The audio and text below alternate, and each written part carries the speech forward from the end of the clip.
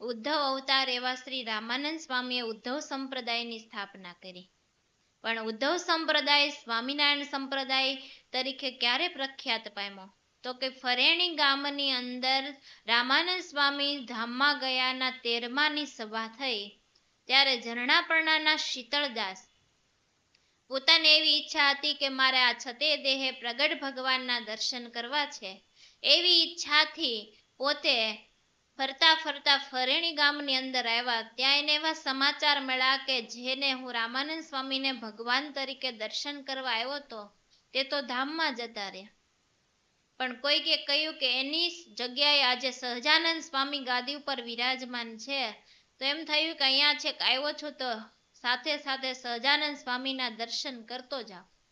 એટલે સહજાનંદ સ્વામીના દર્શન કરવા માટે જે રામાનંદ સ્વામીના 13માની વિશાળ સભા કરીને વિરાજમાન હતા એ સભાની અંદર આવ્યા. ત્યારે ઝરણાપરણાના શીતળદાસ આવ્યા એટલે સહજાનંદ સ્વામી કહેતા મહારાજે પોતે શીતળદાસને બોલાવ્યા અને કહ્યું કે તમારે રામાનંદ સ્વામીના દર્શન કરવા છે. ત્યારે શીતળદાસે કીધું કે હા, હું રામાનંદ સ્વામીના દર્શનની ઈચ્છા એથી જ અહીં ફરેણી ગામની અંદર આવ્યો હતો, પણ આજે સ્વામી ધામમાં જતા રહ્યા એટલે મને દર્શન થયા નથી, તો મને દર્શન કરાવો. ત્યારે મહારાજે અમને કાનની અંદર સ્વામિનારાયણ એવો મંત્ર કહ્યો ને કે આ મંત્રનો જાપ કરો એટલે તમને દિવ્ય અક્ષરધામના દર્શન થશે. એવી રીતે શીતળદાસને સમાધિ કરાવીને દિવ્ય અક્ષરધામની અંદર મોકલા અને ત્યાં રામાનંદ સ્વામીને પોતે સેવક તરીકે દર્શન કર્યા અને ત્યારથી એણે એવો નિશ્ચય કર્યો કે સહજાનંદ સ્વામી છે એ જ ભગવાન છે. એવી રીતે એને દ્રઢ નિશ્ચય થયો અને પોતે પાછા દેહમાં આવ્યા ત્યારે બધાને કહેવા લાગ્યા કે સહજાનંદ સ્વામી એ જ ભગવાન છે અને મહારાજને કીધું કે મને દીક્ષા આપો. ત્યારે સૌ પ્રથમ ધરમધુરા સંભાળીને પહેલી વહેલી દીક્ષા આપી હોય તો સહજાનંદ સ્વામીએ શીતળદાસને આપી અને નામ પાડ્યું વ્યાપકાનંદ સ્વામી. ત્યારે આખી સભાએ મહારાજને પ્રાર્થના કરી કે મહારાજ અમને પણ એ મંત્ર આપો કે જેથી કરીને અમને પણ એવા દિવ્ય દર્શન થાય. ત્યારે મહારાજે સ્વયં પોતે પોતાનું નામ સ્વામિનારાયણ એવું નામ સભાની અંદર જાહેર કર્યું અને ત્યારથી જ ઉદ્ધવ સંપ્રદાય સ્વામિનારાયણ સંપ્રદાય તરીકે પ્રખ્યાત થયો. અને સ્વામિનારાયણ નામ એટલો બળ્યો મંત્ર છે કે આ નામ જપવાથી જમપુરીના જે કુંડો હતા એ પણ સ્વરૂપાનંદ સ્વામીએ ખાલી કરાવેલા. કે મહારાજ દે ધરમધુરા સોંપી અને મહારાજને ભીમભાઈ એમ કીધું કે મહારાજ કે આ લોકનો રાજા જો ગાદીએ બેસે ને તો મહારાજ દૂધે જેલ ધોવરાવે. તો મહારાજ આજે તમે સંપ્રદાયની ધરમધુરા સંભાળી છે તો સંપ્રદાયની યમપુરી એટલે એની જેલ કહેવાય. તો મહારાજ આ જેલને દૂધે તમારે ધોવરાવી પડે. ત્યારે મહારાજે સ્વરૂપાનંદ સ્વામીને આજ્ઞા કરી કે સ્વરૂપાનંદ સ્વામી તમે જાઓ યમપુરીની અંદર અને ત્યાં સ્વામિનારાયણ એવા મારા મહામંત્રનો જાપ કરજો કે જેથી કરી અને યમપુરીની અંદર જે જીવાત્માઓ દુઃખ ભોગવે છે તે દુઃખમાંથી એની મુક્તિ થશે. એટલે સ્વરૂપાનંદ સ્વામી પોતે મહારાજની આજ્ઞા થતા યમપુરીની અંદર ગયા ને ત્યાં જઈ અને સ્વામિનારાયણ એવા મહામંત્રની ધૂન કરી ત્યારે દરેક જીવાત્માઓ જઈ કુંડની અંદર દુઃખની વેદના પામતા હતા તે દરેક જીવાત્માઓ દિવ્ય દેહ ધારણ કરી અને ભૂમા પુરુષના લોકને પામ્યા. એવો આ પ્રબળ મહિમાકારી મહિમાવંત એવો મંત્ર છે સ્વામિનારાયણ. કે આ સ્વામિનારાયણ મહામંત્રનો મહિમા સ્વયં પુરુષોત્તમ નારાયણ એવા ભગવાન શ્રી હરિએ વચનામૃત ગરડા પ્રથમના 56માં કહ્યો છે કે ગમે તેવો પાપી હોય ને અંત સમયે જો તેને સ્વામિનારાયણ એવા નામનો ઉચ્ચારણ થાય ને તો સર્વ પાપ થકી છૂટીને બ્રહ્મમોલને વિશે નિવાસ થાય. આવો બહુ મોટો મહિમા છે અને સ્વયં ભગવાને જ પોતાના મુખે આ મંત્રનો મહિમા કયો છે કે આ સ્વામિનારાયણ મહામંત્રનો મહિમા અનંત ને અપાર છે. કે આ અનંત નામોમાં સર્વોપરી નામ છે. આ મંત્રથી સદબુદ્ધિ જાગે છે. આ મંત્રથી કાળા નાગનું ઝેર ઉતરી જાય છે. આ મંત્ર જપવાથી અનંતનો ઉદ્ધાર થયો છે. આ મંત્ર જપવાથી મલિન વાસના ટળે છે. આ મંત્ર જપવાથી પાપી પાવન થાય છે. આ મંત્ર જેના મુખથી જપાય તેના થકી જમ નાસી જાય છે. આ મંત્ર પવિત્ર દેહે કે અપવિત્ર દેહે જ્યારે જપવું હોય ત્યારે જપી શકાય એવો મહિમાવંત આ મંત્ર છે. કે આ મંત્રનો જાપ કરવાથી કેટલું ફળ થાય, તો કે 12 કરોડ બ્રાહ્મણો રોજ જમાડો, કરોડ ગાયોના દાન કરો, બ્રહ્માના કલ્પ સુધી પ્રયાગ ક્ષેત્રમાં સ્નાન કરો, 10,000 અશ્વમેઘ યજ્ઞ કરો, સોનાનો મેરુ પર્વત બનાવીને દાનમાં આપો, મકર સંક્રાંતિમાં કુરુક્ષેત્રની અંદર કલ્પ સુધી સ્નાન કરો, તો પણ સ્વામિનારાયણના એક નામ તુલ્ય ન થાય આવો બળિયો મંત્ર છે. કે આ મંત્રથી મલિન વાસના દૂર થઈ જાય. તો કે ઊંઝા ગામની અંદર એક ભગાભાઈ ને ભક્તિબાઈ, બે જોડિયા ભાઈઓ, અને એમની ઉંમર માત્ર 9 વર્ષની. તો પણ ગમે તે સ્વામિનારાયણ મહામંત્રની ધૂન કરે એટલે બંને ભાઈઓને સમાધિ થઈ જાય ને દિવ્ય અક્ષરધામની અંદર તેને મહારાજની મૂર્તિનું સુખ આવે. એક વખત આ બે બાળકો અમદાવાદ રામનવમીનો સમય હતો, ત્યારે સમયાની અંદર પરિવાર સાથે આ બે બાળકો આવ્યા. ત્યારે કોઈ હરિભક્તોએ મહારાજશ્રીને વાત કરી. ત્યારે ગાદી ઉપર પરમ પૂજ્ય વાસુદેવ પ્રસાદજી મહારાજ બિરાજમાન હતા. ત્યારે વાસુદેવ પ્રસાદજી મહારાજને વાત કરી કે મહારાજશ્રી, આ બે નાના એવા બાળકોને આપણે સ્વામિનારાયણ મહામંત્રની ધૂન કરીએ ને એટલે તરત સમાધિ થાય છે. ત્યારે મહારાજશ્રીએ તે બે બાળકોને બોલાવ્યા કે હે બાળકો, અમે ધૂન કરીએ અને તમને સમાધિ થાય છે. ત્યારે કાલી ભાષામાં બે બાળકોએ મહારાજશ્રીને કીધું કે અમને તો મહારાજની મૂર્તિનું સુખ આવે છે. માત્ર 9 વર્ષની જ ઉંમર, એટલે એમણે એમની ભાષાની અંદર મહારાજશ્રીને વાત કરી. ત્યારે મહારાજશ્રીએ કીધું કે ચાલો અમે ધૂન કરીએ તો તમને મહારાજનું સુખ આવશે. ત્યારે કે હા, તમે ધૂન કરો, અમને મહારાજની મૂર્તિનું સુખ આવે છે.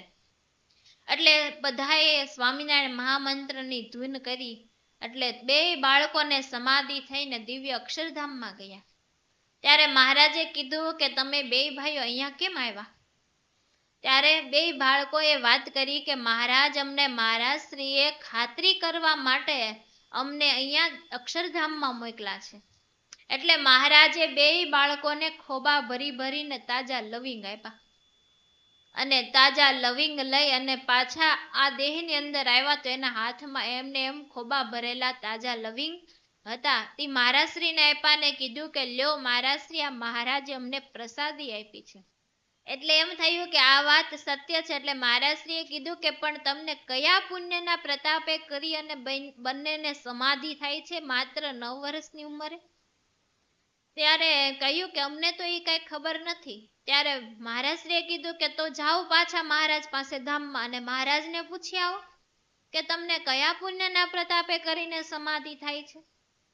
એટલે બે બાળકો વળી પાછા અક્ષરધામમાં ગયા.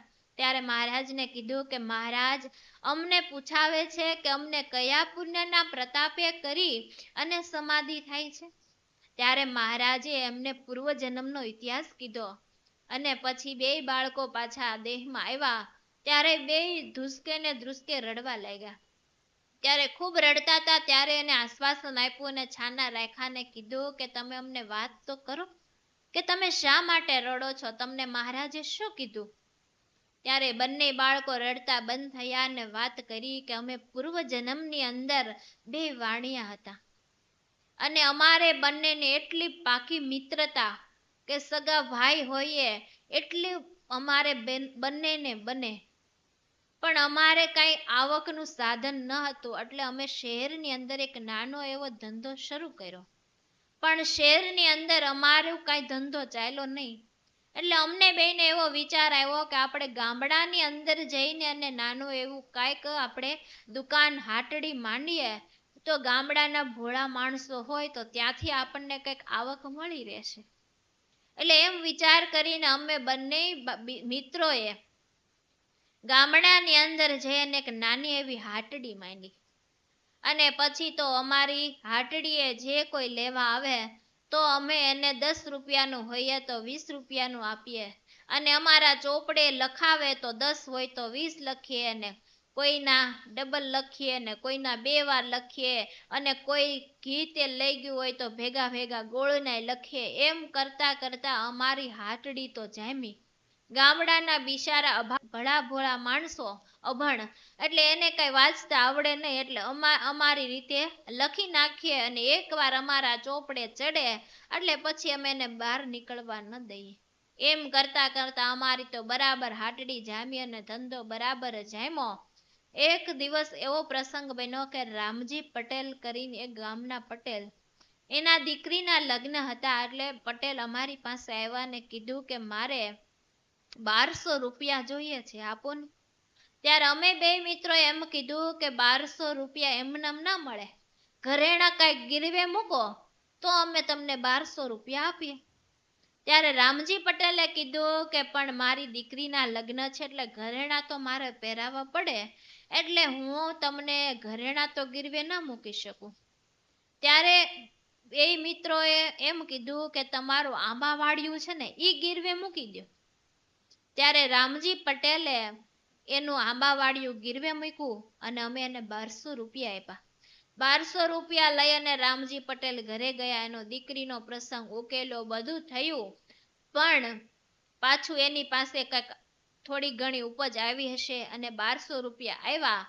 એટલે રામજી પટેલ લઈ અને મારી હાટડી આવ્યા ને કીધું કે લ્યો આ 1200 રૂપિયા અને મારું ખત ચોખ્ખું કરો. પણ અમારા બે મિત્રની બુદ્ધિ બગડેલી, કેમ કે આંબા વાડિયાની અંદર એક 12 આંબો, એમાં સરસ મજાની મીઠી મધુરી કેરી આવે, એટલે અમને એમ થયું કે હવે આ આંબા વાડિયું અમારે પાછું આપવું નથી. એટલે રામજી પટેલને અમે એમ કીધું કે રામજી પટેલ તમારી તારીખ તો પૂરી થઈ ગઈ, તમે થોડાક મોડા પડ્યા, થોડાક વહેલા આવ્યા હોત તો તમારું આંબાવાડિયું તમને પરત મળત, પણ હવે તમારું આંબાવાડિયું મળે નહીં, કેમ કે તારીખની મુદત પૂરી થઈ ગઈ. ત્યારે રામજી પટેલે કીધું કે એવું ન હોય. ત્યારે કીધું તો વાંચો આ ચોપડામાં. ત્યારે રામજી પટેલે એમ કીધું કે હું તો અભણ માણા, મને વાંચતા ન આવડે, તમે જે કયો એ વાત સાચી. એમ થરી અને ઉદાસ મને રામજી પટેલ પોતે પાછા ફર્યા. પણ એના જે દુઃખ એને લાગ્યું, અંતરની અંદર એને નિસાસો નાખ્યો ને, ઈ અમને એનું વળતર મળ્યું. એટલે અમારા બંનેની બુદ્ધિ બગડી. ધીમે ધીમે અમે બે મિત્રોએ ચોરવાનું શરૂ કર્યું. થોડુંક ચોરી અને ઈ ઘરે લઈ જાય, થોડુંક ચોરી હું ઘરે લઈ જાઉં. એમ કરતા કરતા અમારા બેની વચ્ચે ઝઘડો શરૂ થયો. એટલે અમને એમ થયું કે હવે આપણે બે ધંધો નોખો કરીએ. એટલે અમે બંને મિત્રોએ બધી વસ્તુના ભાગ પાડ્યા, પણ છેલ્લે બાકી રહ્યું આંબાવાડી. હવે આંબાવાડિયાની અંદર રહેલો 12 આંબો બંનેને ગમે ને બંનેને જોઈએ, એટલે બંનેને એકાબીજાને બોલાચાલી થઈ કે ઈ મારા ભાગે, ઓલો કે મારા ભાગે. એમ કરતા કરતા બોલાચાલી થઈ, એમાંથી મારામારી થઈ અને એમાંથી ઊભા થયા તો એકાબીજાને બંનેને મારી નાખ્યા. અમે બે ત્યાં ને ત્યાં મૃત્યુ પામ્યા. અને અંતકાળે જેવી મતિ હોય એવી જ ગતિ થાય. એટલે અમારી વાસના હતી ઓલા આંબાવાડિયામાં. એટલે સીધો જીવાતમાં અમારો પ્રેત થયો અને ઈ આંબાવાડિયાની અંદર જઈ અને 12 આંબામાં અમે રહેવા માંડ્યા. અને ઈ 12 આંબાની અંદર અમે રહીએ. જે કોઈ યુવાનો, બાળકો કે વૃદ્ધો ઈ આંબા પાસે આવે તો અમે તેને વરખી લઈએ. એટલે બધાય પછી તો ધીમે ધીમે આંબા પાસે આવવા બીવા માંડ્યા. અને પછી તો ત્યાં કોઈ પાસે આવે નહીં. અને અમે બે મિત્રો એમાં રહીએ. અને સમય જાતા એ ઘટા ગુરુ આંબો થઈ ગયો સરસ મજાનો, અને કોઈ અમારી પાસે આવવા ઈચ્છતું નહોતું. ત્યારે એક વખત સ્વામિનારાયણના સંતો ગામડે વિચરણ કરતા કરતા એ નંદ સંતો એ રસ્તેથી પ્રસાર થયા. અને ચૈત્ર વૈશાખનો એ ધગધગતો તડકો, ત્યારે બપોરના 4 વાગ્યાનો સમય હતો. અને સંતોને એમ થયું કે ખૂબ તડકો છે, ના ઘટાઘૂર આંબો છે, તો આપણે એની છાયાની અંદર થોડીક વાર વિશ્રામ લઈએ. એટલે એ સંતો ત્યાં અમારા જે આંબાની અંદર અમે રહેતા હતા એ આંબાની નીચે વિશ્રાંતિ લેવા માટે બેઠા. અને પોતાના મુખની અંદર સ્વામિનારાયણ એવા મહામંત્રને પોતે ધૂન કરતા હતા. એ મંત્ર અમારા કાને પડ્યો એટલે અમારા પ્રેત યોનિમાં જે દેહ હતો એ છૂટ્યો અને અમને આ ઊંઝા ગામની અંદર જન્મ મળ્યો. એટલે ઈ પુણ્યના પ્રતાપે કરીને આજે અમને સમાધિ થઈ છે. કે કેટલો ઈ મહામંત્ર બળ્યો છે કે પ્રેત યોનિમાં હતા, વાસનાએ સહિત મૃત્યુને પામ્યા હતા, પણ એ સ્વામિનારાયણ મહામંત્રનો એમણે ધૂન સાંભળી તો પ્રેતનો દેહ છૂટી ગયો અને હરિભક્તની ઘરે જન્મ મળ્યો અને વળી પાછો જન્મ તો મળ્યો, પણ ઈ યોનિમાં આવીને પણ સ્વામિનારાયણ એવા મહામંત્રની ધૂન સાંભળતા પોતાને સમાધિ થાય. એવો આ મહિમાવંત મંત્ર છે, આવો પ્રબળ મંત્ર છે કે આવો સ્વામિનારાયણ મહામંત્રનો ખૂબ મોટો મહિમા છે. એટલે કીધું ને કે આ મંત્ર જપવાથી સદબુદ્ધિ જાગે છે અને મલિન વાસના દૂર થાય છે, કે આ મંત્ર જપવાથી ભૂત પિચાચ વગેરે પણ ભાગી જાય છે. કે પંચમહાલ જિલ્લાનું એક હીરાપુર ગામ છે. ઈ ગામની અંદર મોરારજી દવે એક કરી અને બ્રાહ્મણ રહેતા. પોતે ભગવાનના એવા એકાંતિક ભક્ત કે અખંડ ભગવાનનું ભજન કર્યા કરે. એટલે પોતે ભજન કરે, પણ ઈ જ ગામની અંદર એક માવજી સુતાર કરી અને એક મેલી વિદ્યા વાળો માણસ રહે. આખા ગામને પોતે હેરાન કરે અને બધાને બીક બતાવ્યા કરે. પણ એમાં એક દિવસ એવું થયું કે આ મોરારજી દવે સાથે પણ કંઈક ટચલ થઈ. એટલે મોરારજી દવેને કીધું કે આજ તમારી ખેર નથી, કે હાંજ પડે હું તમારી ઘરે આવીશ, આજ તમારું ખેર નથી. મોરારજી દવે તો મહારાજનો એને ખૂબ મહિમા, મહારાજનું ભજન કરે એટલે એને કઈ બીક નહીં. એટલે કીધું કાંઈ વાંધો નહીં. સાંજ પડી એટલે ભક્ત તો પોતાના નિયમ પ્રમાણે રોજ ફળિયાની અંદર ખાટલા ઉપર બેસી ને સ્વામિનારાયણ મહામંત્રની માળા કરે. એટલે પોતાના ક્રમ પ્રમાણે પોતે બેસી ગયા ને માળા કરવા માંડ્યા. આ બાજુ માવજી સુતાર ભૂતની ટોળી લઈ અને મોરારજી દવેના ફળિયાની અંદર આવવા માટે તૈયાર થયા. જ્યાં ડેલીમાં પગ મૂક્યો ત્યાં ભૂતો બધાય રાડે રાડ કરવા માંડ્યા કે અમે બળીએ છીએ, અમે બળીએ છીએ. બાર ને બાર ઉભા રહ્યા. ત્યારે મોરારજી દવે તો એ પોતાની મસ્તીમાં ભગવાનનું ભજન કરતા હતા. સ્વામિનારાયણ સ્વામિનારાયણ સ્વામિનારાયણ નામથી માળા ફેરવતા હતા. ભૂતો કોઈ અંદર પગ મૂકી શક્યા નહીં. ત્યારે મોરારજી દવેને પ્રાર્થના કરી ભૂતોએ કે અમારા ઉપર કાંઈ કૃપા દ્રષ્ટિ કરો તો અમે આ યોનિમાંથી મુક્ત થઈએ. ત્યારે મોરારજી દવેએ પોતે હાથમાં પાણીનો લોટો લઈ અને હાથમાં અંજલિ ભરી અને ભૂતો ઉપર છાંટી અને હારોહાર સ્વામિનારાયણ મહામંત્ર બોલતા ગયા ને તો એ ભૂતની જે ટોળું આવ્યું હતું એ બધાને દિવ્ય દેહ મળ્યો.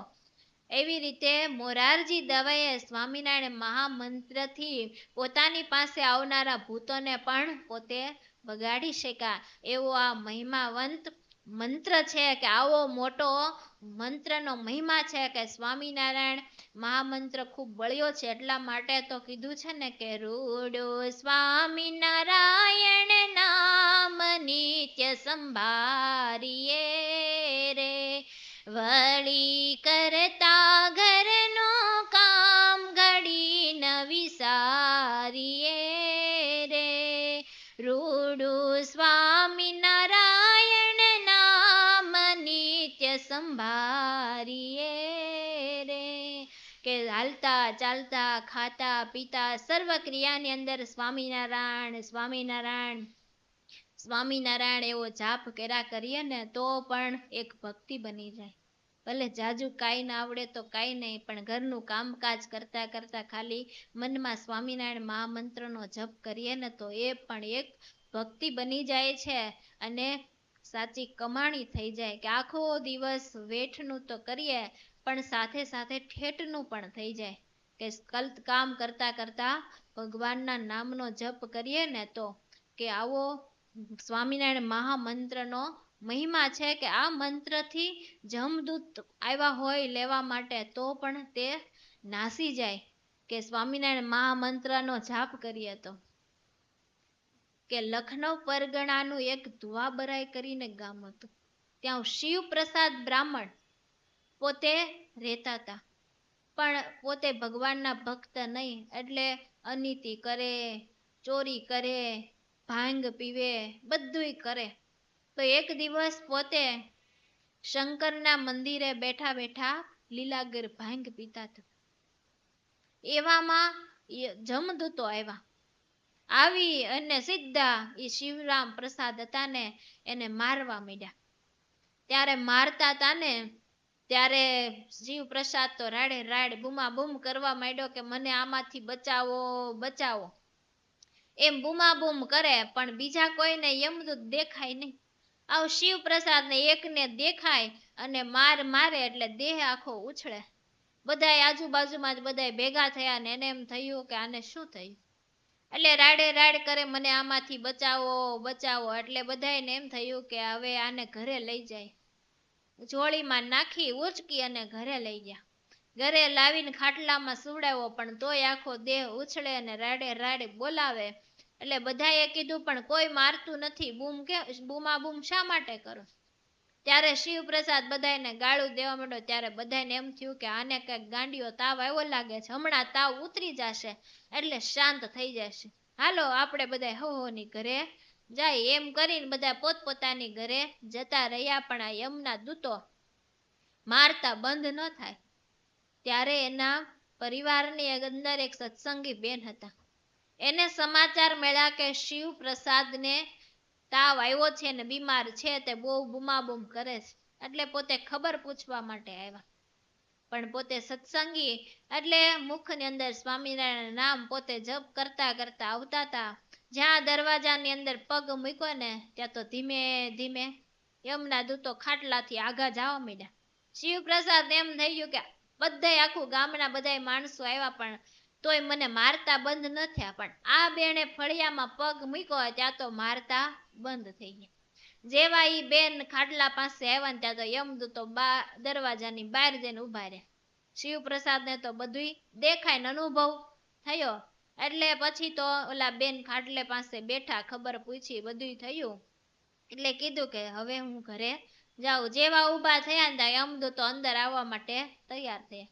શિવ પ્રસાદ કે તમે આઈને બેઠા રહ્યો, તમે આવ્યા ને એટલે મને ઓલા મારતા બંધ થયા, અત્યાર સુધી મને મારતા હતા. ત્યારે ઈ બેનને ખબર પડી ગઈ કે આને યમના દૂતો મારે છે. એટલે કીધું કે પાણી લાવો. પાણી લાવી વ્રતમાન ધરાવ્યા અને કંઠી પહેરાવીને કીધું તમે સ્વામિનારાયણ મંત્રનો જાપ કરજો એટલે તમારી પાસે યમદૂતો નહીં આવે. એટલું કહી અને પોતે બેન તો પોતાની ઘરે જતા રહ્યા. પણ શિવ પ્રસાદ ને અનુભવ થઈ ગયેલો ને એટલે પોતે સ્વામિનારાયણ સ્વામિનારાયણ સ્વામિનારાયણ કરવા માંડ્યા ને યમદૂતો ત્યાંથી ભાગી ગયા.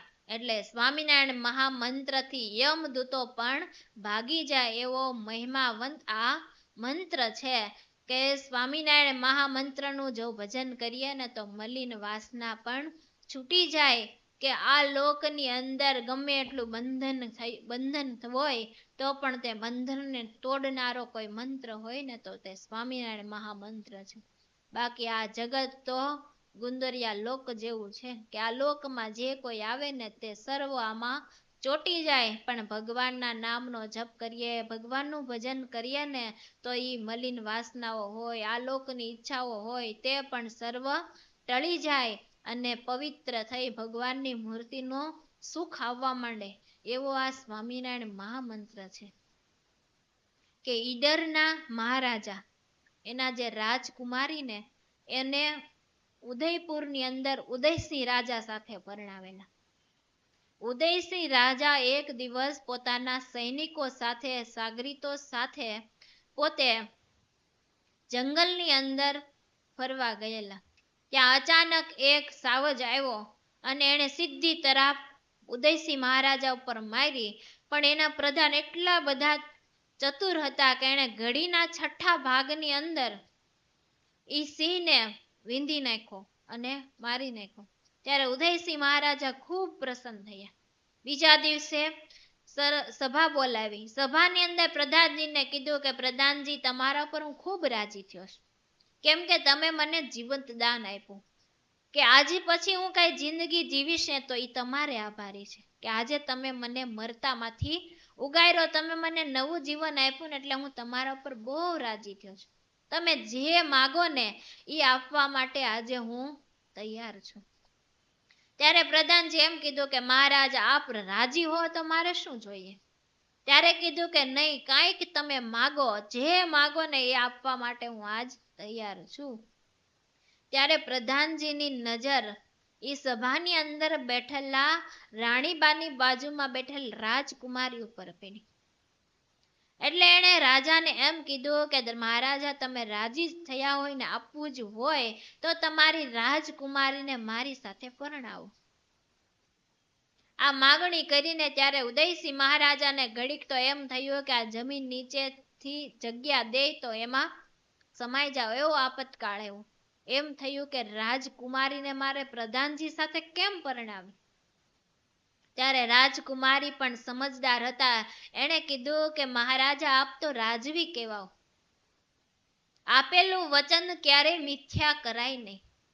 તમે પ્રધાનજીને વચન આપ્યું છે કે હું જે માગો એ આપીશ, તો આજે તમારી પાસે એ રાજકુમારીની માગણી કરે છો તો તમે પરણાવી દો. તમારી જે રાજવીની જે વચન છે એ પૂર્ણ કરો. ત્યારે એટલું કહી અને પછી પ્રધાનજી સામે નજર કરીને રાજકુમારીએ કીધું કે તો સાંભળો પ્રધાનજી, કે હું તમારી સાથે પરણવા માટે તૈયાર છું, પણ એક શરત, કે અમે ભજન કરવા માટે સરસ મજાની પર્ણકુટી બનાવી છે. ઈ પર્ણકુટીની અંદર તમારે 1 મહિના સુધી સ્વામિનારાયણ એવા મહામંત્રના જપથી ભજન કરવાનું છે. ખાલી કેવળ તમારે જળપાન કરવાનું અને 1 મહિના સુધી પર્ણકુટીની અંદર રહેવાનું. અને ઈ અંદર પર્ણકુટીની અંદર નાવા ધોવાની બધી જ વ્યવસ્થા બહારથી અમે તાળું મારી દેશું. અને 30 દિવસ પૂર્ણ થશે એટલે સામે ચાલીને જ હું તમને પરણવા માટે આવીશ. આ મારી શરત. ત્યારે પ્રધાનજીને તો એમની સાથે પરણવાની ઈચ્છા હતી, એટલે કીધું કે આ વાત મને મંજૂર છે. બીજા દિવસે સવારમાં પર્ણકુટીની અંદર પ્રધાનજીએ પ્રવેશ કર્યો. બહારથી લોક મારી અને બધાય રાજ દરબારની અંદર આવ્યા. અને અંદર પ્રધાનજી સ્વામિનારાયણ એવા મહામંત્રનો જપ કરે છે. પણ રાજકુમારી એમ કીધું હતું કે તમે મંત્રનો જાપ કરો ને તો ઈ મંત્રનો નાદ અમને બહાર સુધી સંભળાવવો પડે, એવો નાદ કરશો તો મારી શરત તમારી સાથે મંજૂર થશે.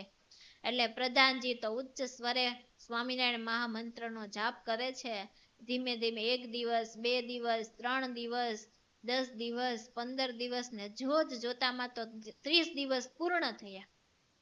એટલે રાજકુમારી તો 16 શણગાર સજી અને ઉદયસિંહ મહારાજા પાસે આવ્યા ને કીધું પિતાજી, તમારું જે વચન હતું તે આજે પૂર્ણ કરો, કેમ કે 30 દિવસ પૂર્ણ થયા છે. રાજકુમારીના કહેવાથી આજે રાજા સિપાઈઓ સૈનિકો સાથે પર્ણકુટી પાસે આવ્યા. આવી અને તાળું ખોલ્યું અને જ્યાં અંદર પ્રવેશ કર્યો ત્યાં તો પ્રધાનજી તો આંખ બંધ કરી અને ભગવાનની મૂર્તિમાં ગરકાવ થઈ અને ભગવાનના મંત્રનો જાપ કરે છે. ત્યારે રાજકુમારી એમ કીધું કે પ્રધાનજી તે દિવાળી હું આવી ગઈ. પણ પ્રધાનજીએ કાંઈ જવાબ ન આપ્યો. ત્યારે બીજી વખત રાજકુમારીએ કહ્યું કે પ્રધાનજી તે દિવાળી હું આવી ગઈ. તો પણ પ્રધાનજીએ આંખ ન ખોલી. ત્યારે ત્રીજી વખત રાજકુમારીએ કીધું કે પ્રધાનજી તે દિવાળી હું આવી ગઈ. એમ ત્રીજી વાર જ્યારે કીધું ત્યારે પ્રધાનજીએ આંખ ખોલી અને કીધું કે રાજકુમારીજી તમે તેદી વાળા આવી ગયા, પણ આજે હું તેદી વાળો રહેવા પામ્યો નથી. કે આજે તો હું મારું મન પ્રભુમાં ગરકાવ થઈ ગયું છે, એટલે મારે હવે તમારી જરૂર નથી. હવે મારે તમારી સાથે લગ્ન કરવા નથી. આવો સ્વામિનારાયણ મહામંત્રનો પ્રતાપ છે કે ઈ મંત્રનો જાપ કરીએ તો ગમે એટલી મલિન વાસના હોય તો પણ નિવૃત્ત પામે. કે જીવનની અંદર જો કાંઈ આપત્તિ વિપત્તિ આવે ને ત્યારે ચિંતામાં ન ડૂબવું, પરંતુ હરિચિંતનમાં ડૂબવું. કે જો ભગવાનનું સ્મરણ કરશું, ભગવાનનો જાપ કરશું તો દુઃખ અવશ્ય દૂર થશે. કે દુનિયાના ગમે એટલા દુઃખના તાળા લાગ્યા હશે ને તો ઈ તાળાને ખોલનારી ચાવી જો કોઈ પાસે હોય ને તો એક પરમાત્મા પાસે છે.